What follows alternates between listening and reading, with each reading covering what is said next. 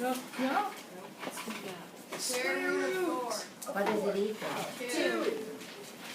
It equals exactly 2. It can have all kinds of zeros after the decimal point. It's exactly 2.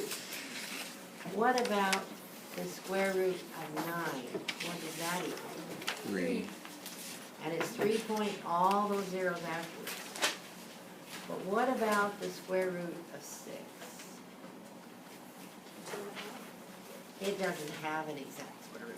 This is called an irrational number. So what we're going to do with lesson 92 is estimate. Estimate is another word for guess and check. You know what that means? You come up with what you think might be true and you try it. If it isn't, you try something else, okay? Since the square root of 4 is 2 and the square root of 9 is 3, the square root of 6 is going to have to be between what two numbers? 2 and 3, okay. So it's going to be 2 point something. What? I don't know. But the way we can find out is by checking something. What shall we check? 2 point how much? 2.5, okay. 2.5, that's probably a good idea, 2.5. So we'll multiply the two of them together. 5 and 2, 12, 10, 5, 5, 2, 6, and move it over. Okay, that's 6.25, that's a pretty fair guess. Would we guess something larger or smaller than 2? Okay, so what will it be? 3. 2.3? All right, so we'll go to 2.3. That's 9, 6, 6, 4, 9, 12, 5 point.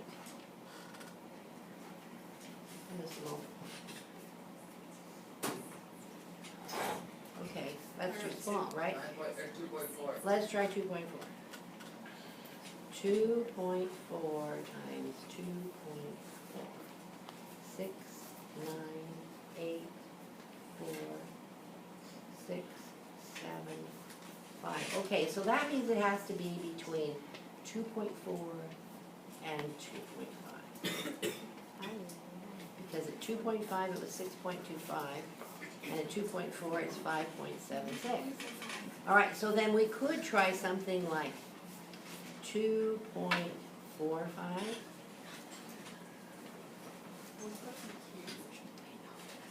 Well, it looks huge, but it won't be huge, okay? This would be 5, 2, you guys gotta stay with me here today, you know how I am with multiplication. 0 and 2, 18, 9, 0, 9 and 4. 5, 2, 10, 20. Oh, look at that, that's really, really close. 2.45 comes out to be the square root of 6.0025 would be 2.45. So that would be a reasonable estimate. And that's what we would run. Now the first thing you want to do is try and figure out between what two numbers you'd find it. Suppose you were doing the cube root of 8 and the cube root of 27. What is the cube root of 8? 2. And what is the cube root of 27? All right, so if we wanted to find the cube root of 20, it's going to have to be between 2 and 3. And then we would just do that guess and check. Only we've got cubes, so we can multiply 3 times. Now, I think that for the most part, they're only going to ask you to estimate these to one place, maybe 2 at the most. With the cubes, you probably don't have to go more than 1, but you'd have to try it. Like you'd have to go, 2.6 times 2.6. Let's do that 2.5 thing again. That was 6.25. And then you have to multiply that by 2.5.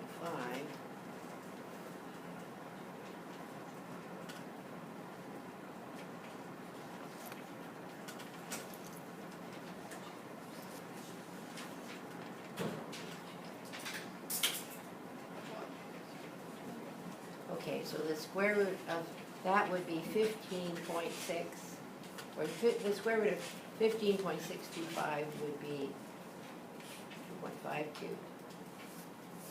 So we gotta go higher than that, higher than 2.5. Now, have I totally confused you? No. Just a little. Well, what's the matter with me? Why am I not getting through to you to be totally confused this morning? I'm not very successful here, am I? You guys try this problem, okay? I'll try not to make it too hard. We'll do square root. And because of the timing situation, we'll keep it simple. We're gonna do the square root of 23. And you only have to have it to one decimal place. All right, so now think, what would you do first? You know it's gonna be between what? Two. What do you think? How do you find how it's going to be between the two numbers? Okay, that's a good question. We need to think about it. What are the square numbers that you know? 1, 4, 9, 16, 25, 36, 49. Okay, the square root of 23 is between which of these two? 16 and 25. All right, so you would have the 16, the square root of 16, and the square root of 25. What is the square root of 16? 4, And the square root of 25? 5. So it's going to be somewhere between 4 and 5. 4 point something. All right, so try it. What do you think it is?